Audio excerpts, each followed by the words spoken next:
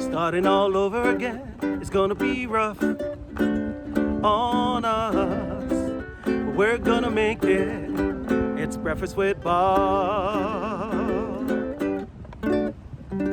Thank you, Poncho Man. So good to have you back. Again, this is Breakfast with Bob, not quite Kona edition. We are brought to you by Hoka One One, Credo Tri, Four Seasons Hualalai, Challenge Daytona, Form Goggles, Canyon Bikes, Normatec, Amp Human, VeloFix, UCAN, and our Challenged Athletes Foundation. Our next guest just broke the 1 hour record in Canada, going 51.304 kilometers in an hour. Mr. Lionel Sanders, the professional cyclist, joins us. How you doing, Lionel? Bob, that Poncho Man song gave me a little teary eye for a second there. You know, don't you think? We miss that a lot. We need to get back there. I really do. I really feel like I can feel that energy and everything of us. My body is there right now on that sandy with the two chairs and usually you have the black rocks. So I'm behind you right now, but I can feel my body is there right now. I love it. Yeah. So we've got Challenge Daytona coming up, and it is the PTO Middle Distance World Championship, $1,150,000 at stake. You are the defending champion from that race, and obviously the Velodrome and then going and running a 5K PR is part of the plan leading into this race? Yeah, well, I mean, first and foremost, it's been a very strange year, as you know, and we were here in the U.S. for, I think we got here February, and then we ended up staying longer than I'd ever stayed, five months, and we basically were just waiting out. Remember, the Lubbock race was supposed to come back, and then that got canceled, and then then I was like, oh, maybe I'll do Ironman St. George, and then I went there, did a training camp there, and it was a beautiful course. I was so excited, and then it looked like that was going to get canceled, and then we were like, let's just go home. I mean, probably nothing's going to happen this year. So then when we went home, then it was just like, I got to do something. Like, I felt like so apathetic. Like, I was like, I don't know what I'm doing with my life anymore. Like, I had no goals for myself, and whatever to the racing, for me, I need goals. Like, I need personal goals. And so then it just became like, what can I do that is not going to get canceled, and that I can, 2 months from now, I can devote myself, and then I can go do it. And so the logical one was to do my 5K. It was something, when I first did that 5K in 2013, that was like a big dream of mine, was to break 15 minutes. But like the A goal then was to run in the 1430s for me, because all the guys who I knew who were good runners, like Jeff Scull, for instance, a guy who went full ride to the States, he ran 1402. So this was a different era. Now all the short course guys are running under 14 minutes. But then when I was doing it, it was like sub 14, you're a pure runner, right? Yeah. And so for me, 1430 was like, okay, if I could do 1430, that would be like a absolute A standard life goal. So I set that goal for myself to try and run into to break my PB, but then to try and run in the 1430s. And then the biking thing, the 1 hour thing, that's something that was born really in 2015 when I did some aerodynamic testing with Louis Garneau at that Velodrome in Milton. And it was a couple of guys I was with, and we were talking about like, oh, wouldn't it be cool to try and do the 1 hour record and everything? And at that time, it was Ed Veal had held it like a previous time, his first go at it, and it was about 47 kilometers. And then he redid it in 2017 and went 48 and a half.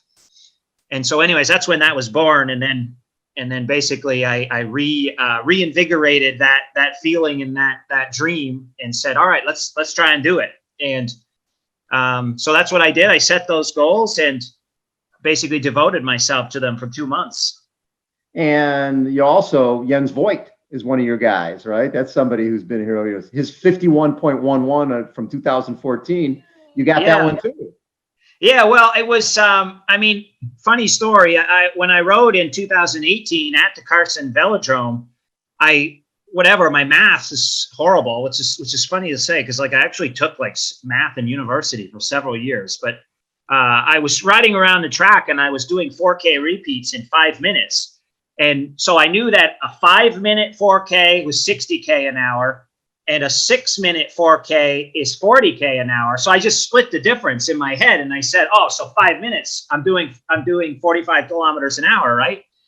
Or I'm sorry, 50 kilometers an hour. And so I was like, oh, I mean, I can break this record. But then if you do the math on that, it's not 5 minutes. It's not linear. Speed's not linear. And so I was not riding record pace. And so then when I actually went and did real testing with the intention to try and break the record, I was like, holy crap, 48.5 kilometers an hour is actually really hard on the Velodrome. And so anyways, I really had to learn the track. I had to get my equipment in order.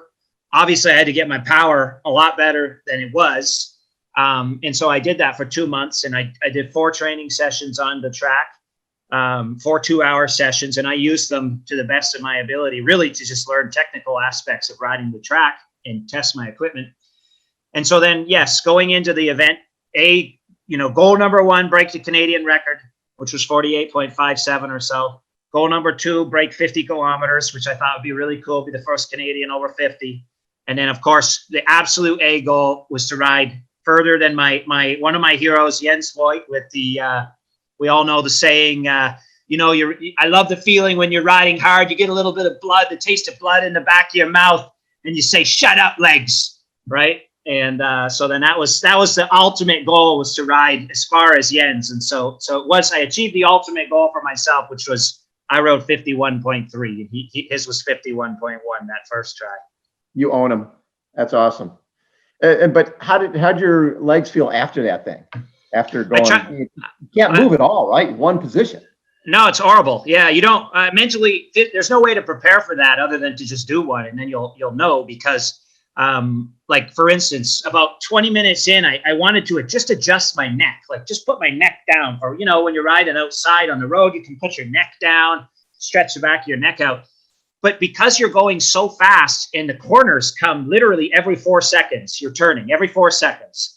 There's no opportunity to move. If you go like this, there's these yellow things that you can hit, you'll crash because so you don't cut the course.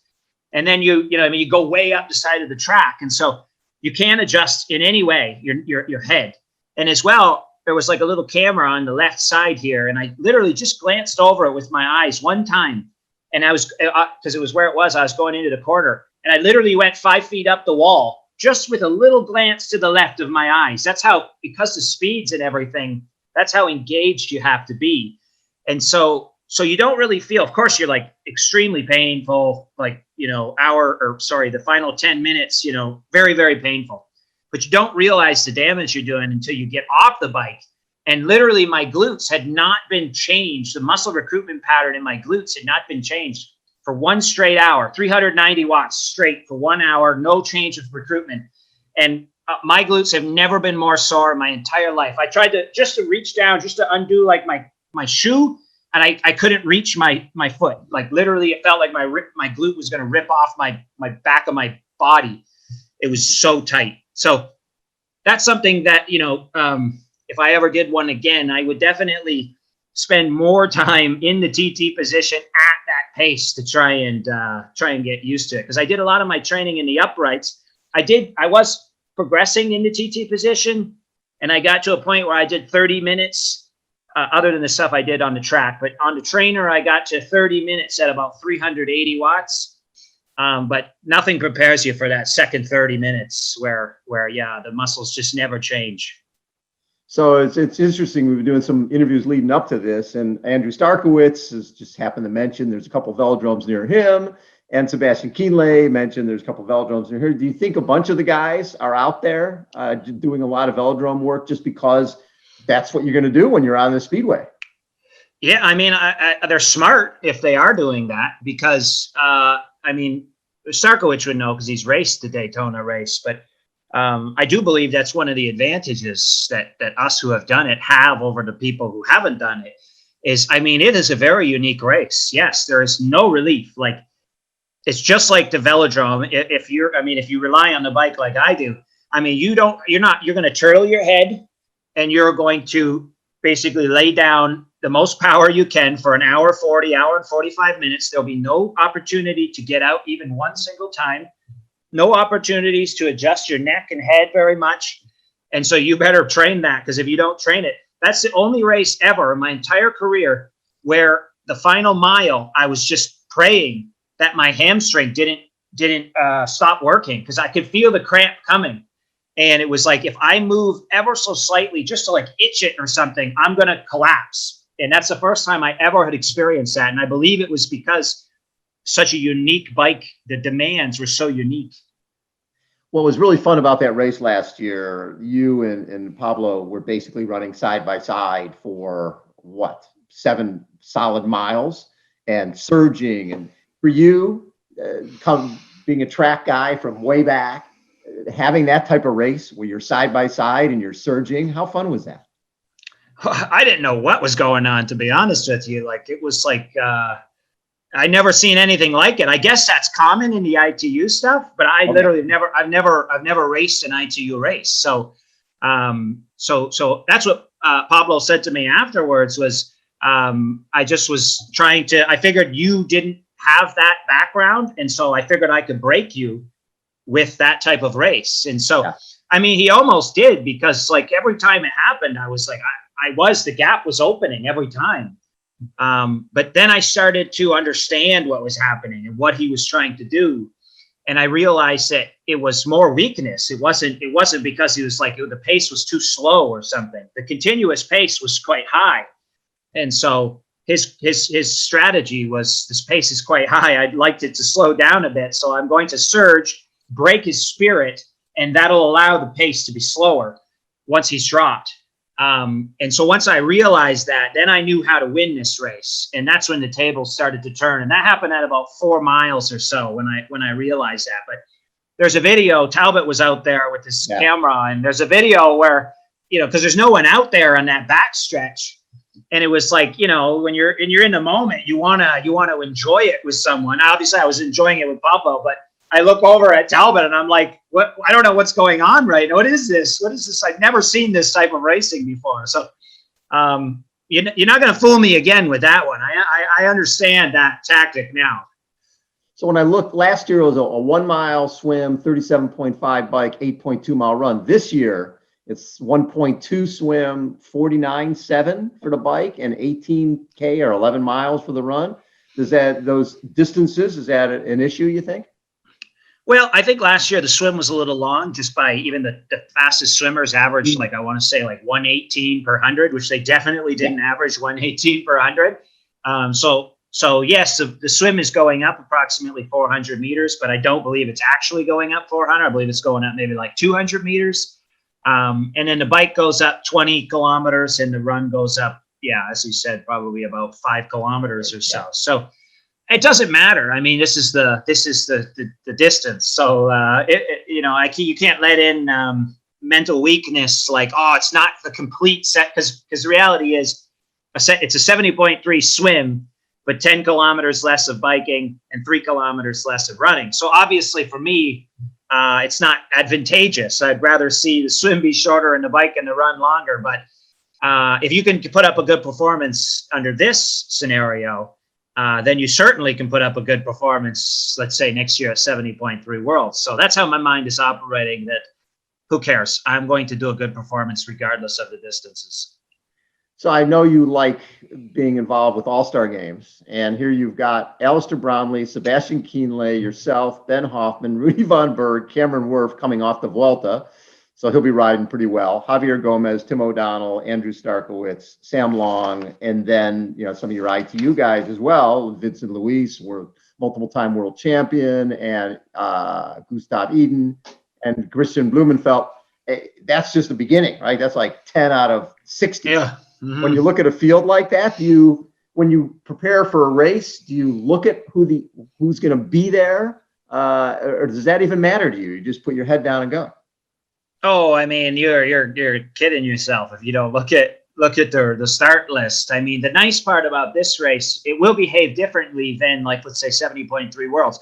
70.3 Worlds, this is going to be a big problem, right?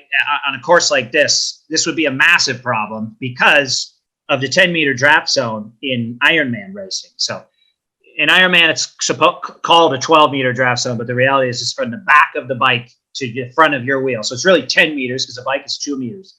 Right. Big problem when you got 20 guys coming out of the water side by side and there's no hills. It's a huge problem at the speeds that we're going to be going. I mean, last year I averaged 48.5 kilometers an hour for 60K. The draft zone is not adequate at 10 meters. I mean, like with absolute certainty, there's a very large draft tail coming at that speed, and it's a cumulative draft effect that happens. So this would be a huge problem if that was, but it's not. It's a PTO race that is going to be a 20-meter draft zone, and it's the nice part here is it's on the speedway, so you can set up.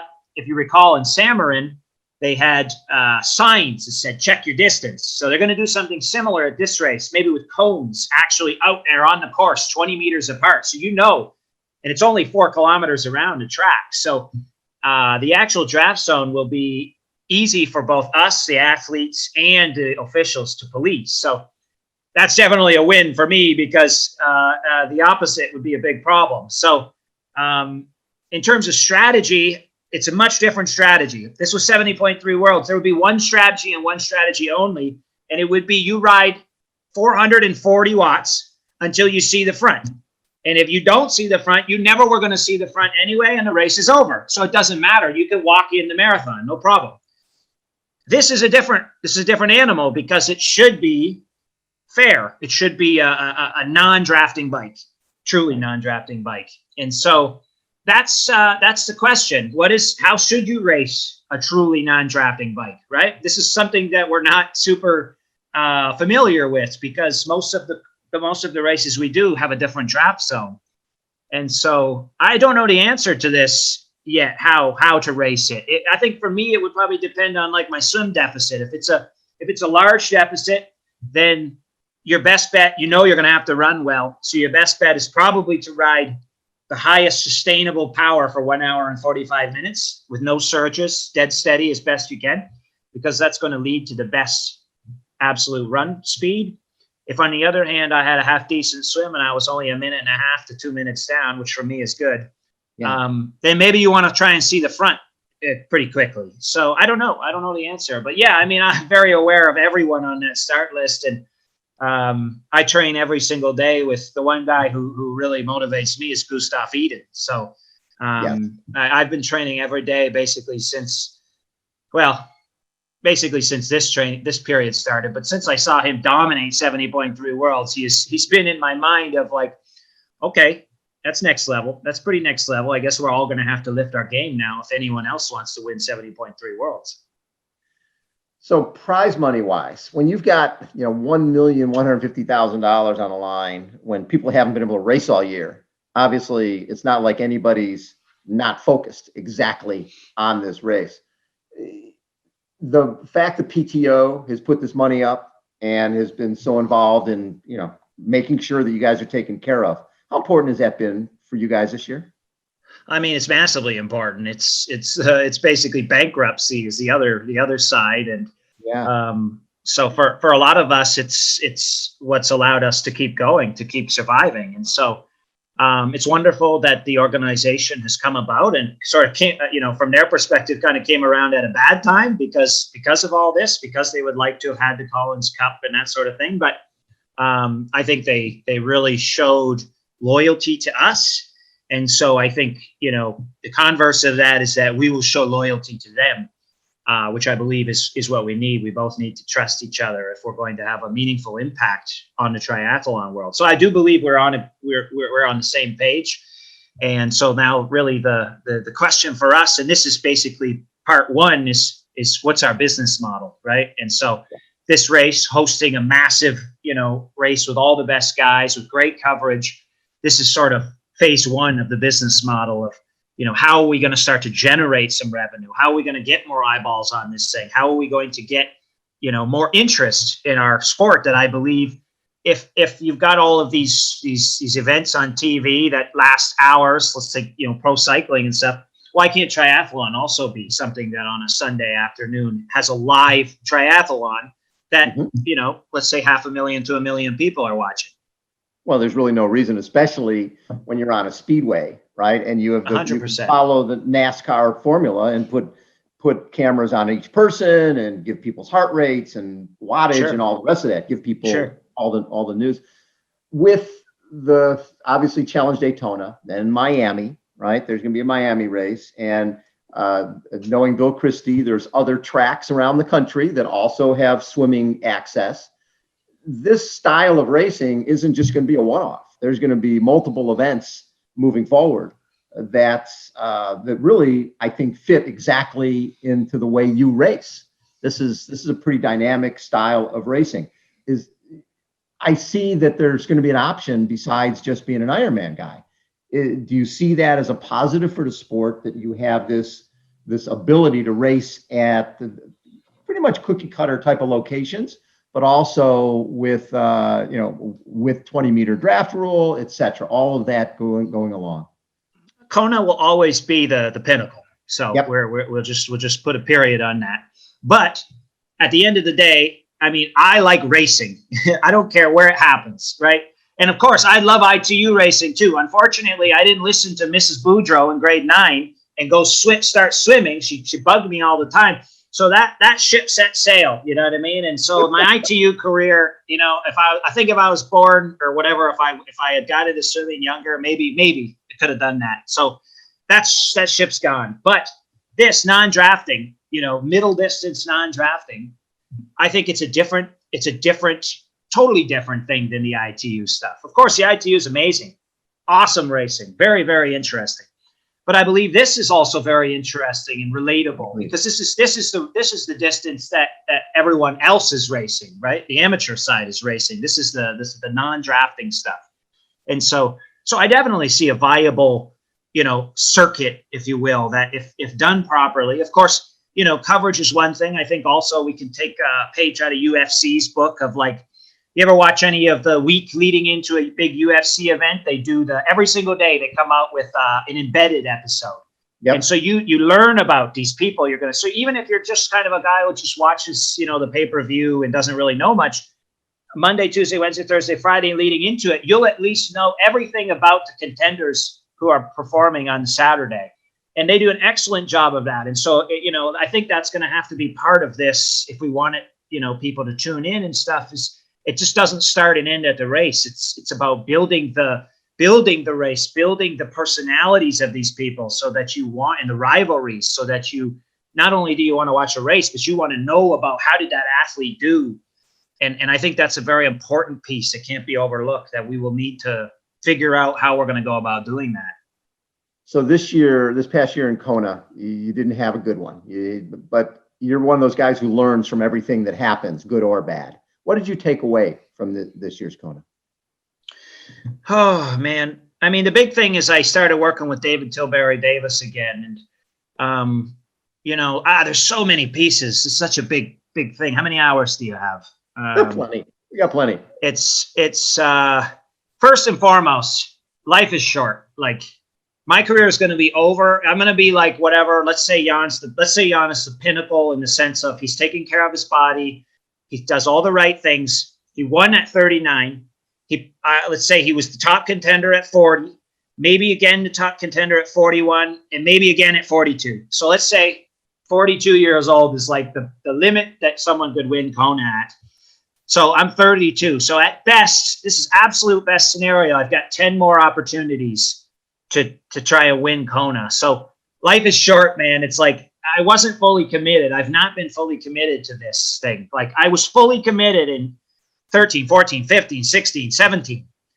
Something happens, I believe, when you reach a level for some reason. I mean, I've self-sabotaged. When I look at my life, I've self-sabotaged myself multiple times in my life. Absolutely. In high school, I was a good runner. I remember I got letters from the United States, good universities in the United States saying, hey, we're going to be at the provincial champs. We're going to be watching you. Self-sabotage. Didn't put any effort forth. Didn't care. Smoking, stupid crap. Like self-sabotage. And then, then I went back to university and I had the opportunity to turn my life around then. Partied it all away. Self-sabotage. And then I finally get back into triathlon. I'm doing good. Oh man, I've got past by Patrick Lang with 3 miles to go. Next year, man, I'm winning this thing. Self-sabotage. Cut my ties with David. Stop doing all the things that I was doing right. My biking was my best element, and my biking set me up. You know what I mean? I could run well off hard bikes. So instead, I changed everything about the bike, this frame, the position, the cleats, every piece of the puzzle. Self-sabotage. So I have this tendency, for whatever reason, to self-sabotage. And so, anyways, I'm going on a ramble train right now. But that's a good ramble train, because it's true. You get to a certain point where you know that, okay, I have a path here. I'm going to throw that path away and just. I don't know why. I don't know the psychology of it. I don't understand. But long story short, I come to this conclusion, and I was starting to turn it around in 2019. I was still down the pathway in the beginning of 19, and I overtrained myself, and I got the stress fracture. Yep. But I did recover from that. I did everything, and that's kind of when I started to turn right around then. And then I was the last qualifier in Mont Tremblant, and then I made it to Kona, and I'm so glad I was there to witness Jan Frodeno and what's possible for a human, because that was an absolutely amazing thing. And I think you need, it's one thing to watch it on TV. It's another thing to be out there and feel what the heck is going on. You know what I mean? And so that's something that I'll never forget, really, when being there and witnessing that. But yeah, at that finish line, I was like, this can't happen anymore, guy. Like, you're not committed. What are you doing? You're playing golf like 4 days a week, like cutting training to go, like you're cutting training. You're just not devoted. You used to be devoted. I didn't have any money. You know what I mean? Yeah. I didn't have any money. So when I went to Raleigh, North Carolina in 2014, and Aaron and I drove to Raleigh, it was 12-hour drive. And I was like, either I finish on this podium or I literally have to stop doing this because I have no money. And so I finished on that podium. I finished second. Matt Charbot won. I was running him down. He gave me 1 more mile. I was winning that thing. But I made enough money in that race that I was able to, I had a profit at the end. And at the end of the day, I mean, it's a cardinal piece that you got to eat. You got to pay for your rent. And that then motivated me. And there was nothing else in life. There was nothing. I was fully dedicated. And somewhere along the line, and I believe part of that was success, was my commitment. I was like, oh, this is good. This is cozy, and my commitment deteriorated. And that's what you saw in 2018 and 19. And anyways, long story short, I started working with David again. That's the lesson. I started working with someone who gives a nice bird's eye perspective, who keeps me honest, who critiques me when I'm doing stupid stuff, because I do stupid things sometimes. When I'm doing good stuff, says, oh, that looks good. Keep doing that. These are good behaviors. And just having that, keeping you accountable, extremely important for me. I love it. So when you look back on these years as a triathlete, what do you look at as your toughest memory? Maybe the hardest time you had, either in a race or in training. Kona 2019, I would say is the worst. I went at that finish line. I was so dehydrated. I lost 17 pounds. And wait! You lost 17 pounds in one race? Oh yeah, yes, 100% in that race. And that's just the beginning of it. I mean, there's more aspects to why that was so horrible, other than just the losing 17 pounds. But the loss of 17 pounds, I probably should have went to the medical tent or whatever. But I'm of the thing, like, don't ever go to the medical tent unless you're literally passed out and they take you to the medical tent. That's where I come from. And so, it took me literally an hour to walk from the finish line to, you walk directly across, and there's that hotel right on the corner with the pool and everything where the Hoka guys park and stuff usually. Took me an hour to walk from there because I was dry heaving and like shaking. Like I felt like I was like nearing death. And I said to my mom, I was like, I don't like this. I don't want to do this anymore. And like triathlon, that's what I was saying. I was like, this is stupid. I'm not having fun at all. And, crying, saying this, like, I don't want to do this. I got into this to push myself to limits and stuff, which I pushed myself to a limit, but it wasn't really the limit that I wanted to push to, when I got into triathlon. I wanted to go, my fondest memory is 2015 running side by side with Jan Frodeno and him dropping me after 5K. And I was mentally I was broken. That's why I got into it. I love that. This was something different in 2019. And I already explained to you what I believe, led to this occurrence, but that was the worst time. I sat on the couch for 3 hours, just trying to hold even just a little bit of Gatorade down. And it was just a very humbling, Kona does that to you, has that effect on you sometimes. And that was the low for sure. When I was like, I think I'm done. I think I'm good. I think I'm gonna go do something else. So when you look at the happiest memory, it's not necessarily some of the wins. It's that moment of running side by side with Jan. Oh, battles, man, battles, great battles. Yeah, it's all competition, and that's sort of what I was trying to say with the thing about the speedways. Is yes, the number one battle is always, we all dream of that battle in Kona. We all dream, and I had one. I mean, I did get a battle, and I lost. I did get one though, and it's still one of the finest memories of my whole life. That battle with Patrick. Yeah.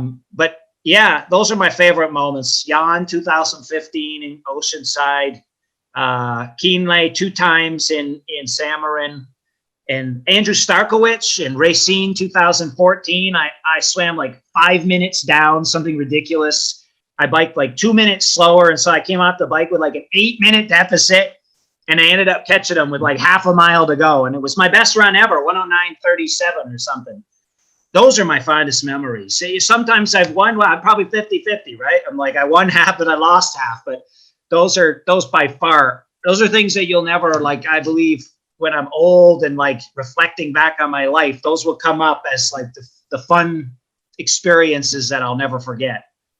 What's fascinating to me is when you look at everybody else's background as a professional athlete, very few came from the lows that you came from, right? With drug addiction and all the downs that you had. I know that's so far in the past for you, but is it something that you can draw on that, hey, I know where I was before. I know how awful my life was. And I'm a professional triathlete and I'm traveling the world and I've got people who love and care for me. Does that help motivate you, or is the down part so long ago that it's not something that motivates you anymore? Well, first off, I would say that story is very common in ultra endurance sports. You'd be amazed actually of how common that story is, for better or worse. Right. I mean, I think we were wired in such a way that, we have these extreme personalities that, sometimes you get yourself into some trouble, and then you sort of, the lucky ones of us figure out like, oh, hang on a second, I'm pretty extreme. I need to control that. I need to direct that in a positive outlet. And so I believe triathlon and ultra, or just endurance sport in general, is a phenomenal outlet for those extreme personalities. And I believe that's why you find a lot of us in this sport. Yeah. But from my perspective, I was given new life through triathlon. I didn't have any purpose. I didn't have meaning. I had no direction. And triathlon has given me everything. It's given me everything, truly everything. It gave me first and foremost peace of mind, and gave me self-confidence and self-esteem. That's probably the biggest one, that I loved myself again, because I hated myself. I looked in the mirror and I couldn't look in the mirror because I was ashamed of what I saw. And triathlon changed that for me. And then, of course, the hierarchy of needs or whatever, then I kept pursuing it. And then I was able to actually make a living and pay off my student loan, for instance. That was a goal. Like that's a big thing for me, because I remember 2010, I was living at a place, and Buddy, who my roommate next door, didn't know I was still home. And he was talking about me on the phone. He was saying, oh, that Lionel, he needs to get a real job. Blah, blah, blah. Because I was focusing on triathlon. I was like, I wanted to be a triathlete. And so there you go. I paid that loan off this year. And in my mind, I was like, suck it. So anyways, that's reflecting back, triathlon is my everything. It'll always be I will devote my life to triathlon even after my professional career is over because of what it's done for me. This stuff makes me feel alive. I want to continue to be part of the professional side, even when I'm done competing, like something like Ferris was doing with Patrick. I would love to do something like that and have stable of athletes and, even train with them and learn about them through training, learn their mental and physical, their power, their weakness, all these sorts of things, and try and coach that and mold people to become the best that they can be. So I intend to devote my life to triathlon, but first and foremost, triathlon gave me a life to devote my life again. So you won Challenge Daytona last year, and it was a good pro field, really nice pro field. This year, it's probably one of the greatest pro fields ever assembled. What would it mean to you to win this race, to win the first ever PTO Middle Distance World Championship? Oh, Bob, to be honest with you, I did 70.3 Worlds in 2016, and I was bitter, and because of the drafting and stuff, I was upset. It's the best race I ever executed, 70.3, and I'm not going to go into the details, but I had the best absolute performance I ever had, the highest bike power, 365 watts. I ran the fastest run split from 10th place, for no reason, just purely for pride. And I was just so bitter about it. And I haven't done a 70.3 World since because I've pissed right off about it. But finally, I feel like I've come to terms with that thing inside my being. I want to do 70.3. I still want to win a 70.3 World title, man. I think that's how I got into it. That's what's motivated me. One of my best experiences was that 70.3 Worlds 2014, where it was mind blowing. I got Javier Gomez, Jan Frodeno, and Tim Don. These are literally and then me. And it was the most amazing experience.